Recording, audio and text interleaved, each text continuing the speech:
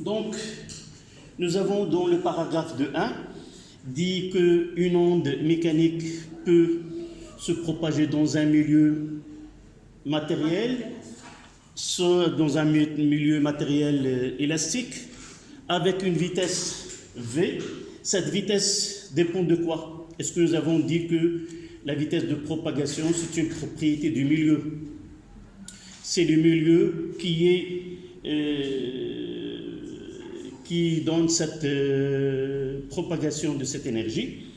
Donc, si dans un milieu donné où il y a propagation de deux ondes mécaniques, c'est-à-dire deux perturbations, alors la propagation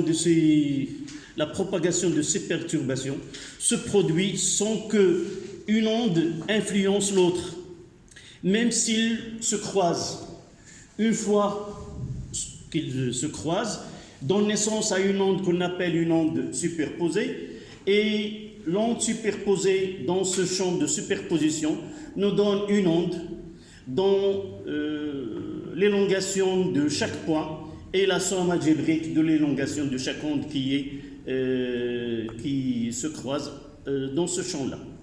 C'est-à-dire, si je prends une onde A qui se propage dans ce sens-là, là c'est un exemple d'une corde, et dans la même corde, il y a une autre B qui se propage dans l'autre sens.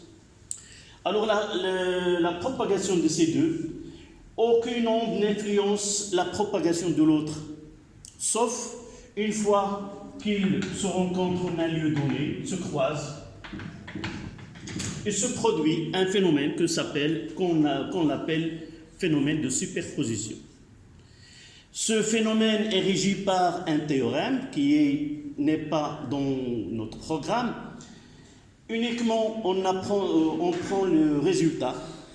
Ce résultat nous permet de connaître qui est ce champ de superposition. C'est l'intersection des deux ondes.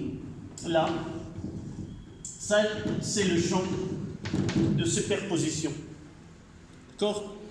Donc, elle naît une onde à partir de cette superposition dont l'élongation de l'onde résultante, si je prends celle-là en bleu et celle-là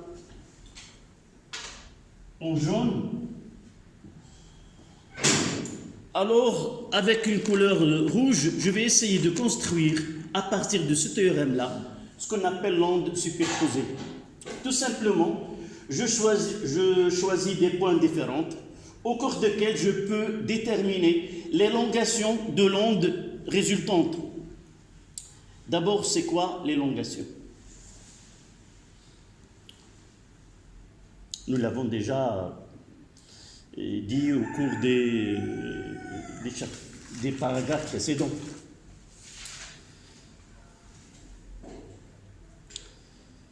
Donc, avant de continuer, on revient en arrière.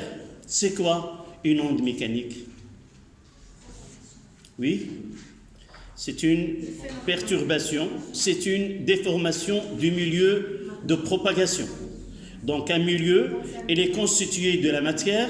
Cette matière-là, elle est disposée selon une densité donnée, selon une répartition bien définie. Alors cette énergie qui provient de l'onde, il modifie les propriétés physiques, c'est-à-dire s'il y a une distance, je prendrai un exemple là, on peut l'appliquer à n'importe quel milieu. Donc dans cet exemple, le milieu de propagation, c'est le ressort, et les éléments qu'on va suivre, ce sont ces spires, ces boucles-là, et nous voyons que la distance entre ces boucles, elle est la même. Donc, il y a une répartition bien définie. Une fois que j'essaie de provoquer quoi? Une déformation. Cette déformation, c'est quoi? Tout simplement, c'est changer ses propriétés physiques de milieu. Donc, en comprimant ce nombre de spires, je provoque une onde. Et cette onde-là, elle va se propager le long du milieu.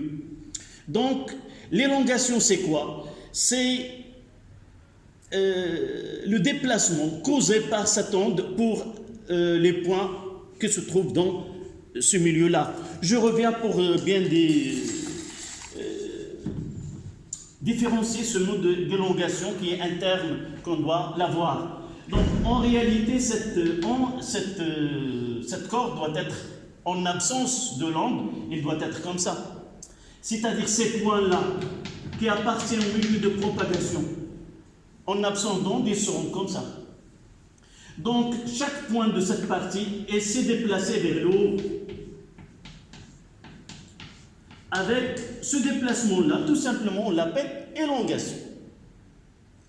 Et on voit que ce point-là, il a une élongation maximale, qu'on va voir par la suite, qu'on va définir, qu'on appelle l'amplitude. La plus grande valeur que le point peut atteindre, on l'appelle l'amplitude. Donc, cet écartement de la position normale, on l'appelle élongation. Donc, dans cet exemple-là, dans ce croisement entre les deux ondes, j'ai dit qu'il y a un champ de superposition.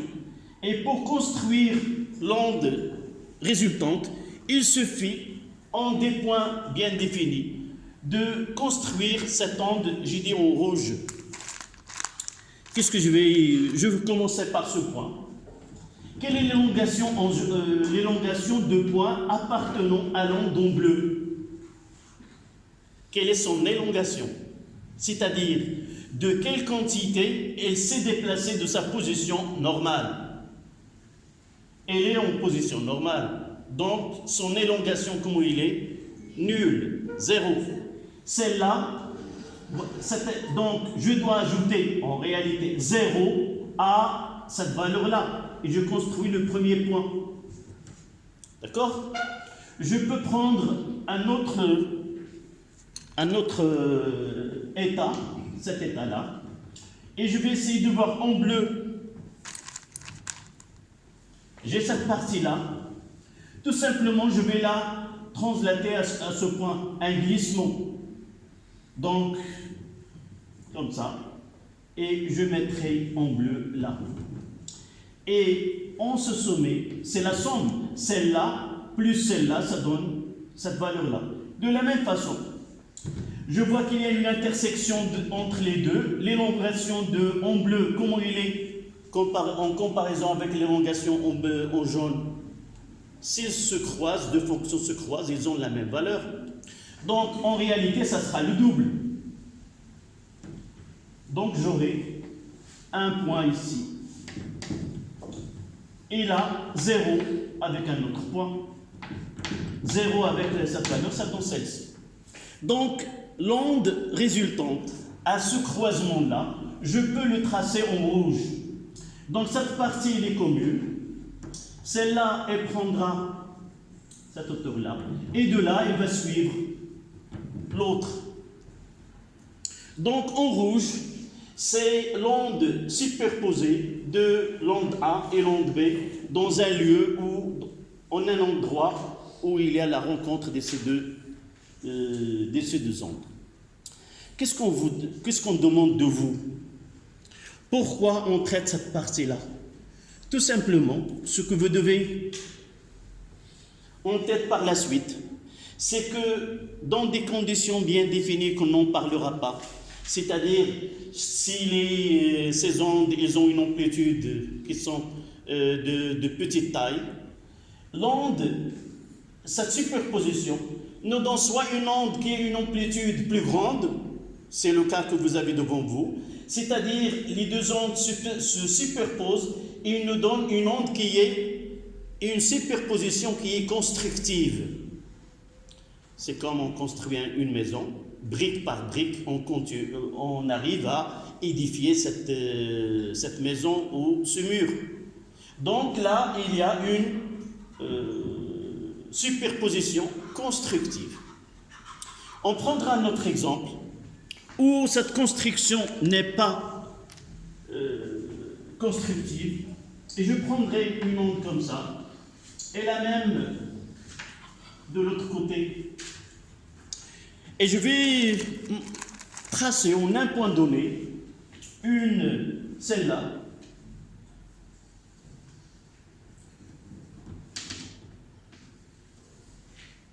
et l'autre, je vais le dessiner en bleu, en rouge par exemple.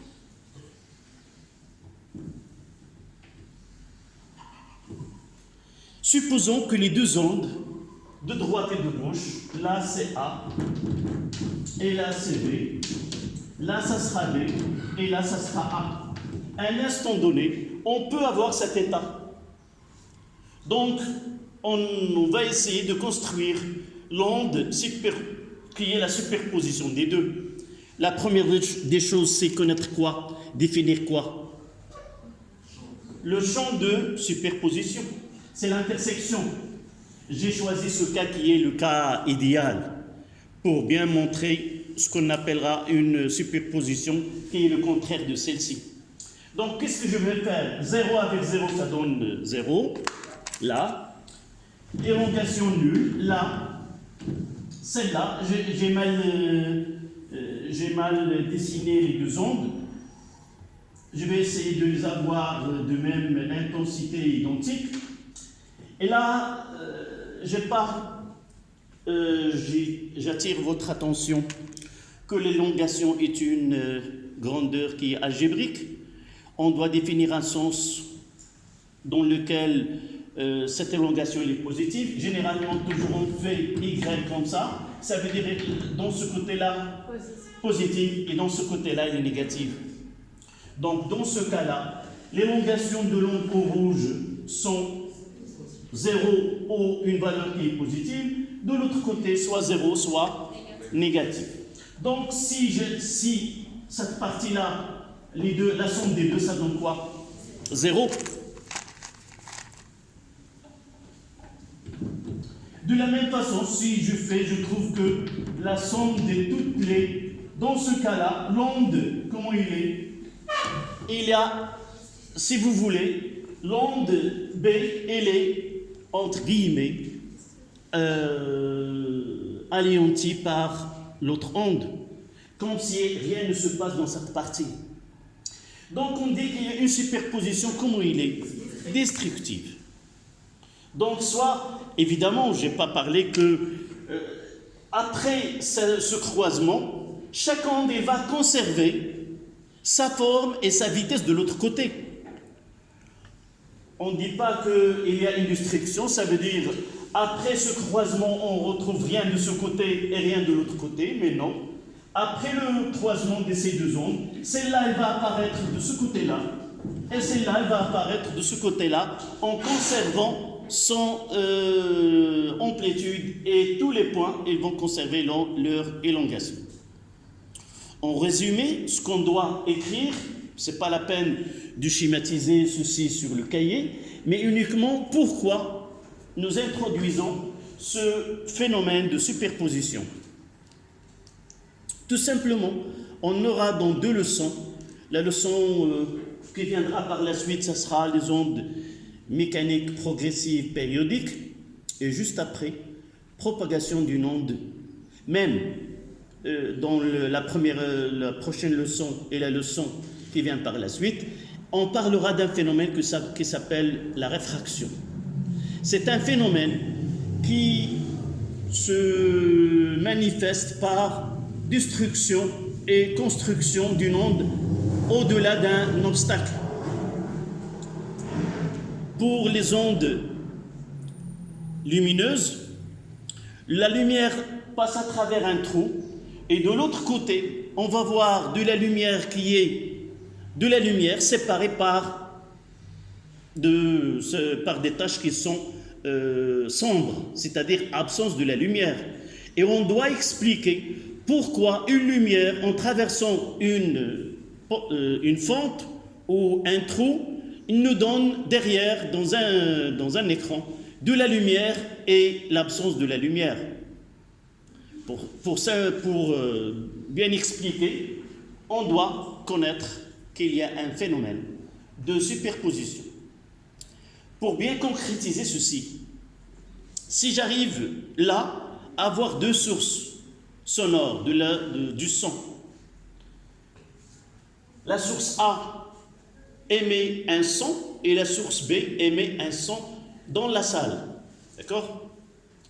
Est-ce que vous êtes d'accord que si les conditions de superposition de ces deux ondes sont valables, on essaie de réussir sa superposition de son dans cette salle. Est-ce que vous êtes d'accord que peut-être un élève dans cette salle, il nous dit, si on n'entend rien, je n'entends rien dans ma position. Est-ce que vous êtes d'accord? Comment? Une superposition destructive. Donc cet onde-là, A, elle va se propager en un point où il y a un observateur et l'autre. Et il s'avère qu'en ce point, l'onde émise par A et l'onde émise par B produisent en ce point-là un phénomène de superposition qui est destructif. Et peut-être un autre élève, il dit, moi j'entends un son qui est nuisible, avec un son qui est très élevé. Ça veut dire quoi?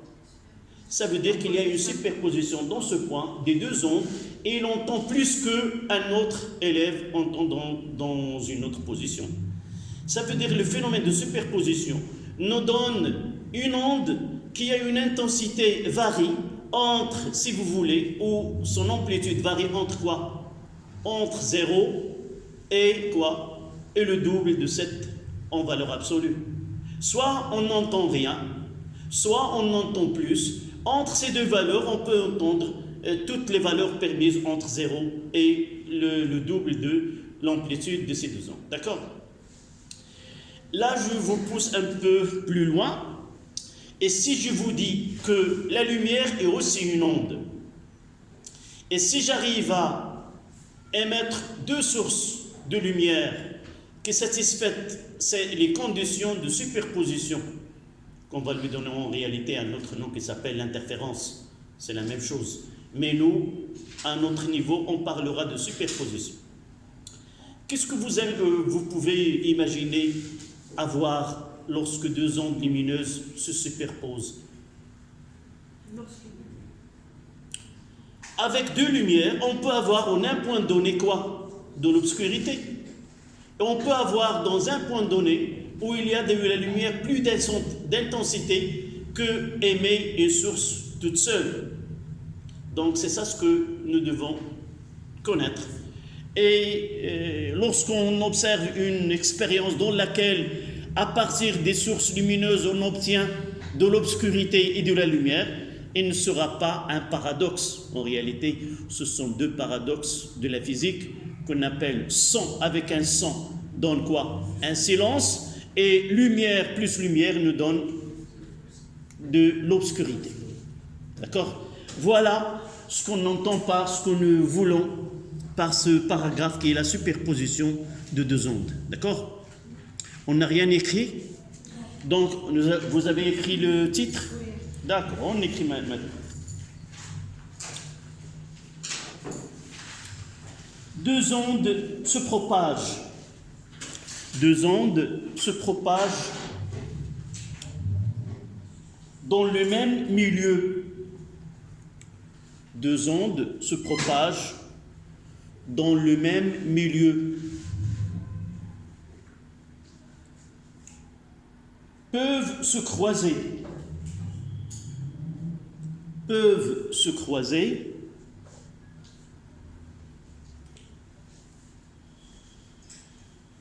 sans se perturber mutuellement.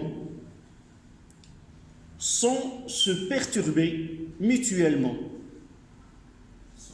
Sans se perturber mutuellement. Ça veut dire quoi? Au moment du croisement, aucune onde ne, si vous voulez, perd son énergie, perd sa forme, perd sa vitesse. Donc, au cours du croisement, chaque onde conserve, si vous voulez, son individualité, sa forme, sa vitesse, et sa longueur et sa durée. Et juste après ce croisement qu'on va écrire, que chacune conserve sa vitesse et sa composition. Donc se perturbent mutuellement dans la zone de superposition. Dans la zone de superposition. Dans la zone de superposition.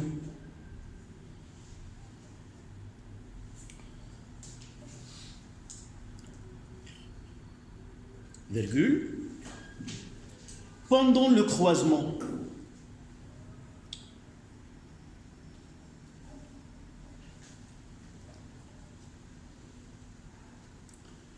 Pendant le croisement, soit que l'onde superposée,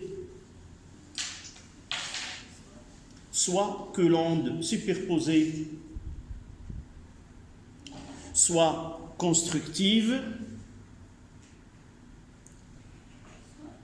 soit que l'onde superposée est constructive ou destructive. On va faire un petit schéma.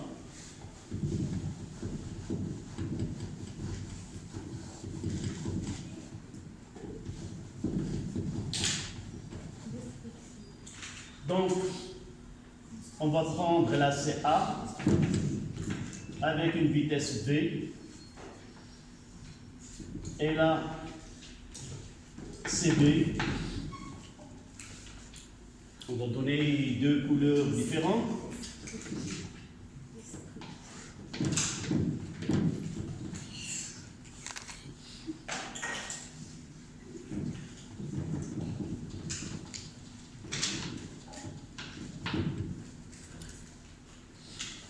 Là, on mettra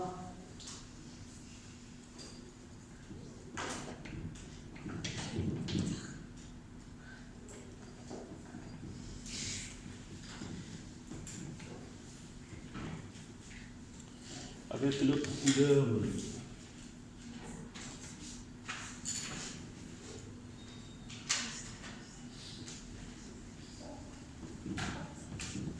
On va mettre en point tiré comme ça. Là, c'est la superposition. Oui, superposition. Constructive.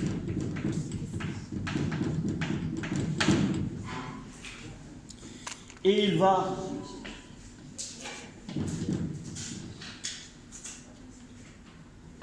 si nous essayons de faire le schéma là,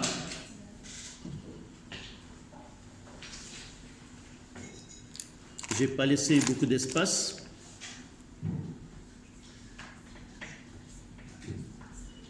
Je vais essayer d'utiliser en jaune. Essayez-vous, si vous avez bien compris comment on construit. Là, ça sera le double. Là, le champ de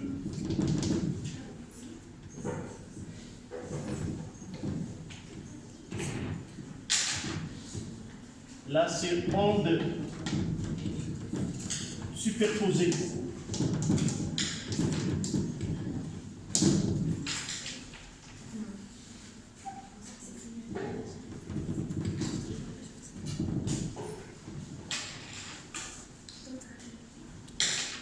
Et juste, premier cas, deuxième cas,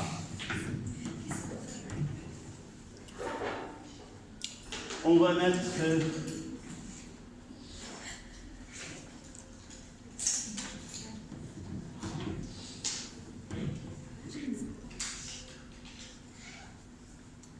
y a-t-il un problème? Non?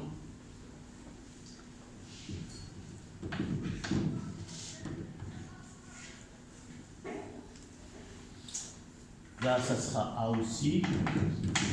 Et là, on a notre A, C.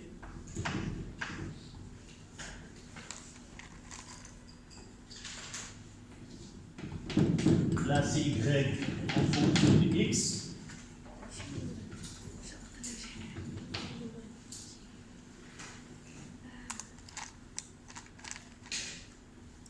Je vais essayer de faire le schéma comme tout à l'heure.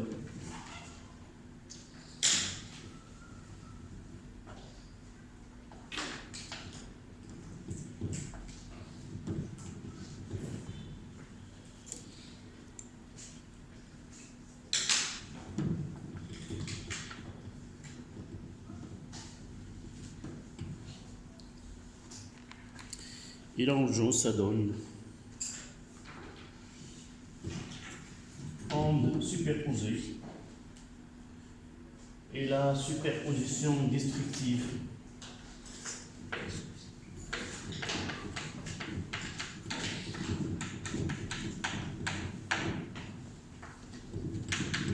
Destructive.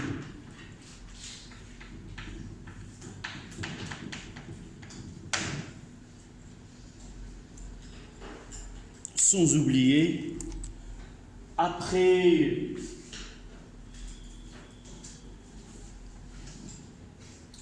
celle en rouge doit être là en vert et là.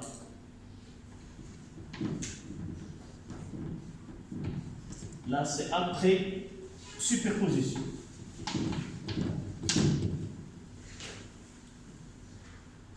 De la même façon ici, on aura en rouge, ça sera comme ça, et en vert,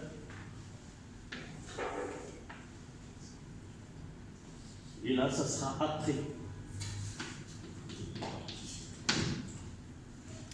Voilà ce que nous avons écrit sous forme de schéma.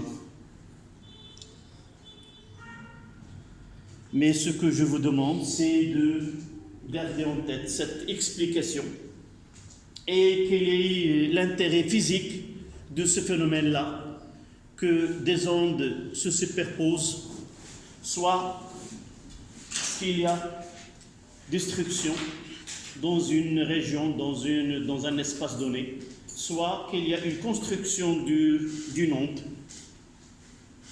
Voilà.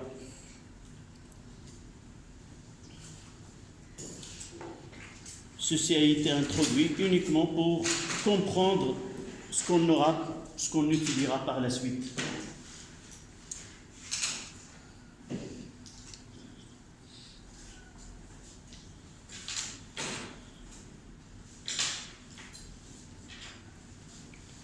Et ça nous ramènera au paragraphe grand 3, célérité de propagation d'une onde.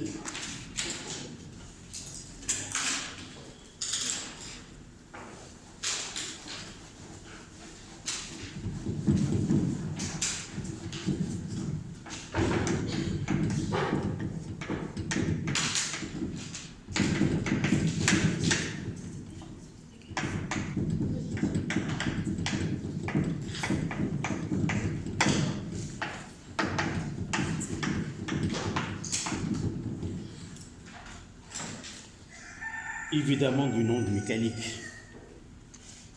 3.1 définition.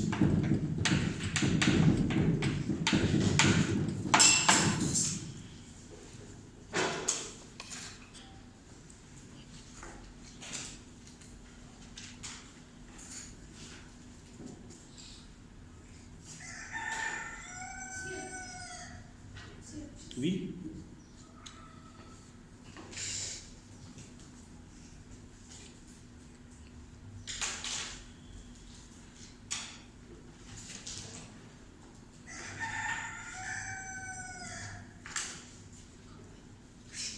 Vous aurez l'habitude dans cette classe soit d'écouter des animaux, soit des voitures, soit des gens qui passent à côté des fenêtres ouvertes. Donc, j'ai l'habitude soit les voisins avec de la musique qui dépasse les normes.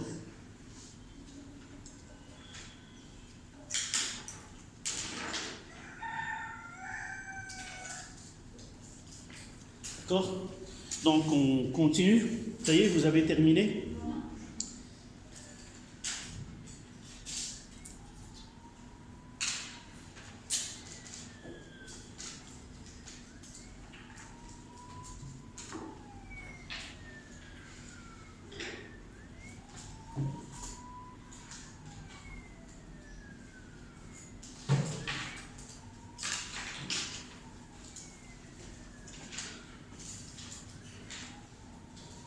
D'abord, le terme célérité, parfois on utilise vitesse ou célérité.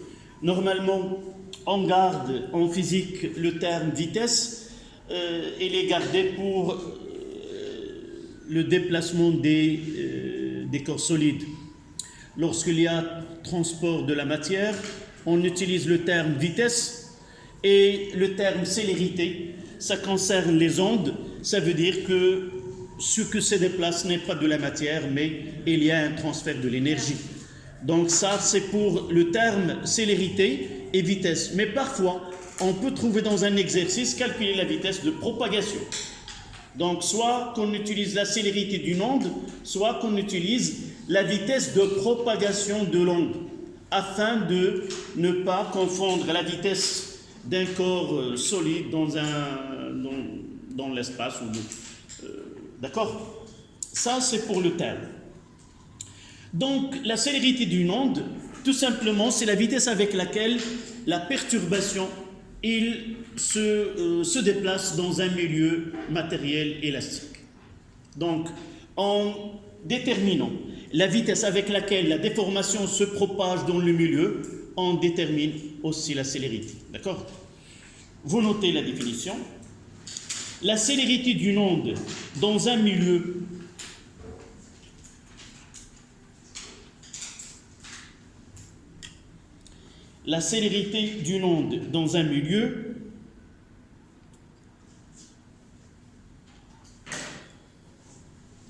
et la vitesse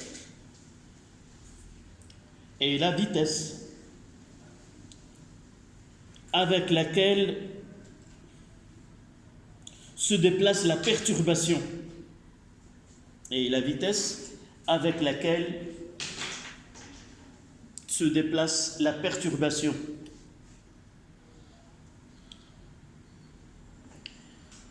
Virgule, et elle est donnée par la relation suivante. La vitesse de déplacement de la déformation ou de la perturbation, c'est la même chose. Elle est donnée par l'expression suivante ou la relation suivante. Donc V est égal à D sur delta de T. Peut-être je vous ai déjà parlé de cette leçon. La difficulté de cette leçon ne réside pas dans les équations, les relations mathématiques qu'on utilise. Nous n'avons qu'une seule relation mathématique qui est celle-là devant vous, et on va essayer de l'écrire de différentes manières, soit dans ce cours-là, soit dans le cours qui vient par la suite. La difficulté en réalité réside dans le phénomène en lui-même, dans l'onde, parce qu'on va suivre ce phénomène-là, soit dans l'espace, soit dans le temps. Donc une onde, c'est une déformation qui se propage dans un milieu, c'est-à-dire il y a de l'espace, et aussi dans le temps, en suivant chaque point en cours de temps qu'on va voir par la suite. D'accord? Donc D, c'est quoi? C'est la distance parcourue par l'onde, et delta de T, c'est la durée qui lui correspond. La distance parcourue par la déformation ou la distance parcourue par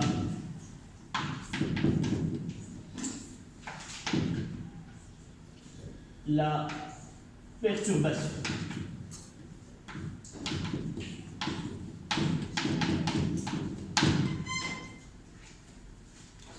et delta de T, la durée correspondante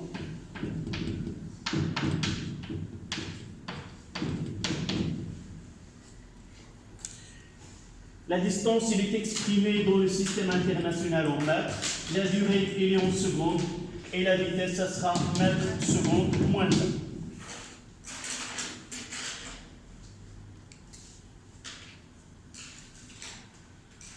Et V, c'est la célérité ou la vitesse de propagation.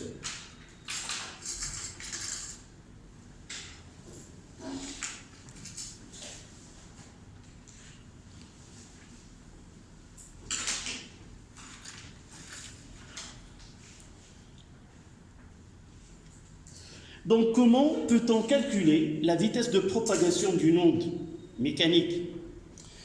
Nous avons déjà au début parlé de types de ondes mécaniques. Ces ondes mécaniques peuvent être unidimensionnelles, c'est-à-dire qui se produit dans une corde ou un ressort, peut être dimensionnelle, se produit, un exemple, à la surface de l'eau, et tridimensionnelle, c'est le son. C'est un exemple, le son. Et on va voir par la suite que cette vitesse-là, d'après cette définition, il nous dit uniquement le rapport entre la distance parcourue et la durée, mais en réalité, on va voir que cette vitesse-là, c'est une propriété du milieu. C'est le milieu qui va influencer la valeur de cette vitesse. D'accord? Autre que cette expression-là, on va essayer de voir des expressions pour un fil, pour une corde. On aura une expression qui est liée aux caractéristiques du fil. Pour l'eau, par exemple, on aura une autre expression plutôt qui est liée aux propriétés de l'eau. On va voir par la suite cette différence. Donc, cette relation-là, on va l'utiliser uniquement si on nous donne un schéma. Sur ce schéma, il y a une onde qui se propage. Par exemple, il nous donne une corde et sur cette corde-là, un instant donné ou deux instants différents, et à partir de là, on peut déterminer cette vitesse. C'est l'exemple qu'on va voir tout de suite. Donc, si nous essayons y de x à l'instant t1, et cet t1 bien, il est connu. Et là, qu'est-ce que je vais mettre ici? X. Et c'est quoi YX? L'élongation. C'est-à-dire, on va essayer de voir le milieu de propagation, ou ce qu'on appelle l'aspect de milieu de propagation. À un instant donné, c'est comme on a pris une photo. On va voir les points qui sont en mouvement, en vibration, et les points qui sont au repos, et ainsi de suite. D'accord? Donc, ce schéma-là, je peux, un instant T1, et prendre une autre photo, c'est Y de X, un instant T2. Je vais essayer de les voir synchrones. Ici, c'est Y de X, à l'instant T2. Et je vais écrire ici T2 et il est connu. On va voir ceci dans les exercices ou l'exercice d'application qu'on le verra tout à l'heure. Essayez d'avoir le même parce que l'onde elle garde ses caractéristiques. Voilà. Là, c'est un instant T2, un instant T1. Là, c'est X. D'abord, ce schéma-là, cette figure, ces deux figures, on peut leur donner un nom. Deux. Lesquels ces deux, on va trouver dans un exercice quoi? Juste au-dessous de ce schéma. Soit la phrase suivante, l'aspect de la corde ou du milieu de propagation est représenté dans la figure 1 à l'instant T1. Soit l'instant T1 il est donné dans l'énoncé, soit il est écrit juste à côté de ce schéma-là. Soit l'autre expression, c'est quoi? C'est plus mathématique que physique. La figure ci-dessus représente quoi? La variation d'élongation des points appartenant au milieu à l'instant T1. D'accord? Donc, comment peut-on appliquer cette relation? Dans ce cas-là, évidemment, il y a une échelle ici. On va voir dans un exercice que, par exemple, là, c'est 2, là, 4, 6, 8, 10, et ainsi de suite. Là, 10, là, 12, 14, 16, et là, ça sera 18. Par exemple, on mettra en mètres. Là, je peux donner 0,2 secondes. Et là, 0,4 secondes par exemple. Pour simplifier, pour faire un petit calcul. D'accord? Comment peut-on appliquer cette relation et calculer la vitesse de propagation de cette onde dans cet exemple?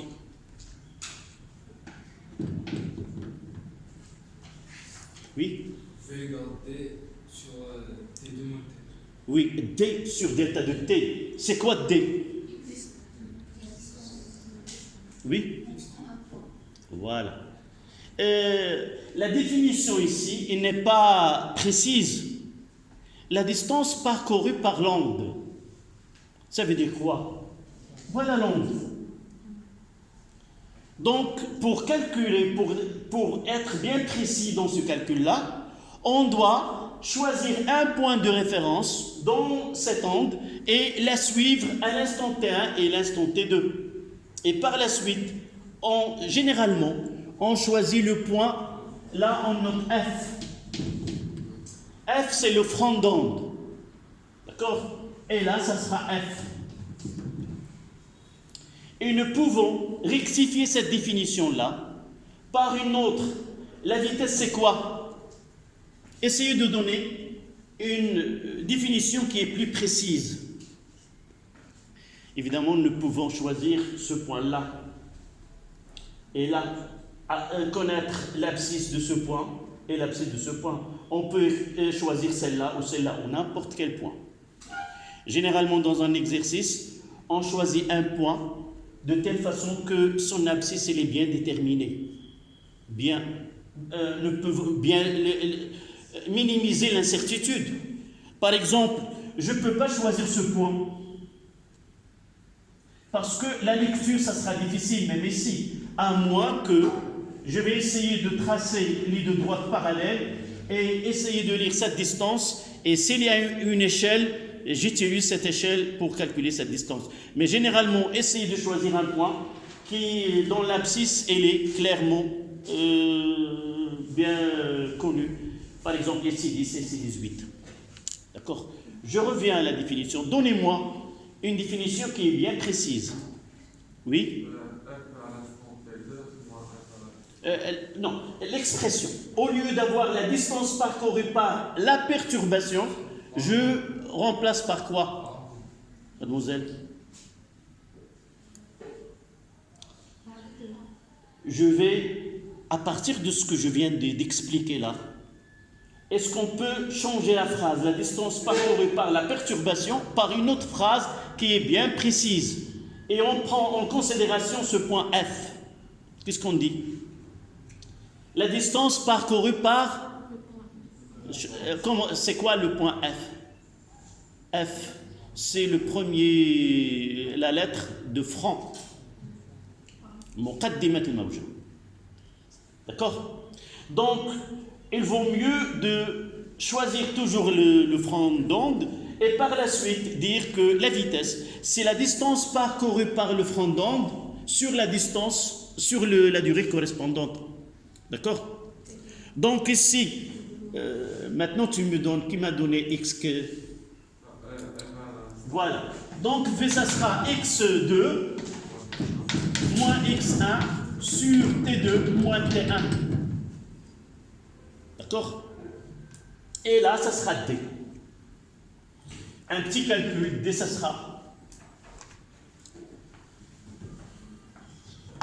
sera 18, il est en mètres, faites attention à l'unité ici, ça 18 moins 10 sur 0,4 moins 0,2, d'accord, ça sera 8 sur 0,2, ça sera 8 divisé par 0,2, ça sera 40 mètres secondes moins 1, d'accord. Donc, essayez de prendre, s'il n'y a pas de questions. Voilà. Comment... Mademoiselle, une question? Je ne savais pas la valeur des deux. Là, j'ai fait... là, c'est 10. Et là.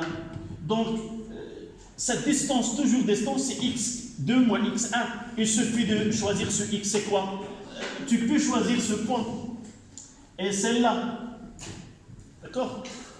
Ça sera 10 moins, je ne sais pas c'est combien là, ici c'est 12. Oui, 12 moins 4, c'est 8. D'accord? Tu peux choisir un autre point. Mais généralement, dans un exercice, il nous donne le front d'onde qui a une valeur qui est précise. Sinon, je cherche un point qui est la même dans les deux cas. D'accord? Voilà. Ça y est?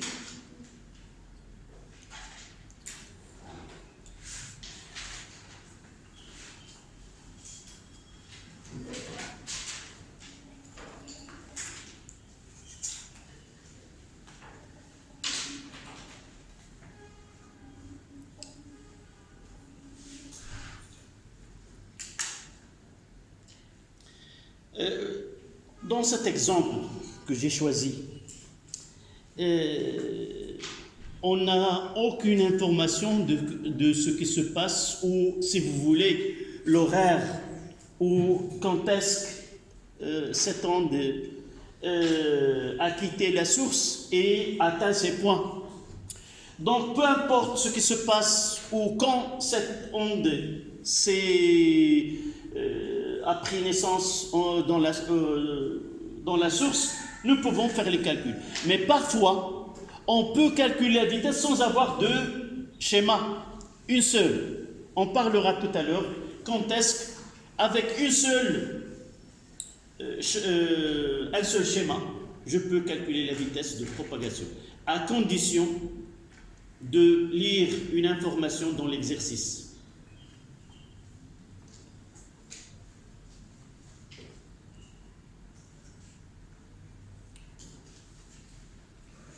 Donc, pour faciliter, là, vous choisissez ces 10 et là, 18, afin que l'application numérique soit...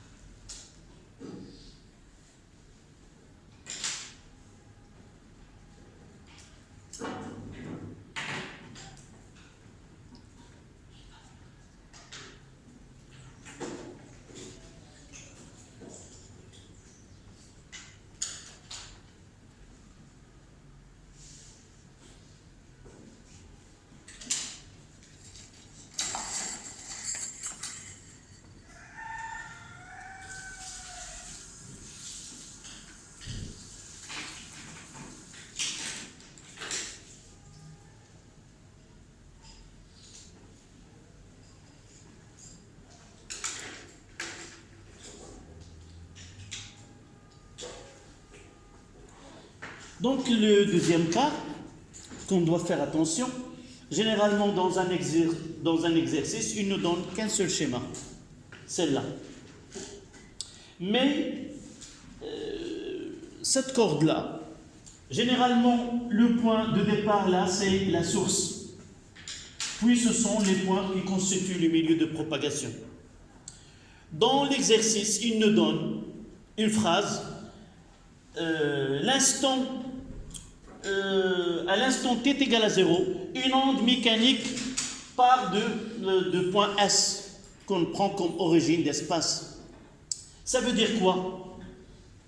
Et là, j'ai l'instant T1 qui est 0,2, par exemple, autre. Comment je calcule la vitesse si les données sont ainsi? Donc, sans avoir 2, là, il nous donne l'instant où l'onde naît en un point S qu'on appelle la source, c'est l'origine des temps, et il nous donne ce schéma-là. À condition qu'à l'instant T1, on va voir dans un exercice d'application, T1 qui est égal à 0,2. Comment peut-on calculer? On aura la même expression ici, sauf le point les deux positions qu'on aura. C'est quoi? On aura S et F. À l'instant T, là on aura XF moins X S sur T, F moins TS. Et là, TS est égal à 0 et XS est égal à 0. On parlera ici de l'abscisse de front d'onde. On peut utiliser X est égal à VT. X c'est quoi dans notre cas? C'est l'abscisse de front d'onde. Et T c'est l'instant que correspond à ou F à cette abscisse X. Donc, soit on utilise V, c'est la distance parcourue par le front d'onde sur la durée, soit qu'on utilise X est égal à VT. Quand est-ce que j'utilise celle-là ou l'autre? Ça dépend de la question posée. Par exemple, déterminer l'instant où l'onde atteint le point M d'abscisse X est égal à 20 mètres. Déterminer l'instant où l'onde, le front d'onde atteint le point M d'abscisse 12 mètres.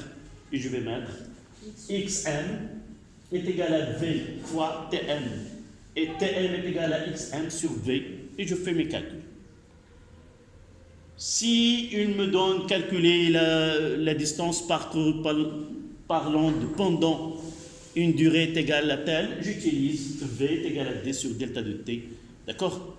Essayez de bien lire les questions et répondre selon les questions. Parce que si on demande l'abscisse d'un point et vous répondez par D, ce n'est pas correct. D'accord? Donc, on passe à 3,2.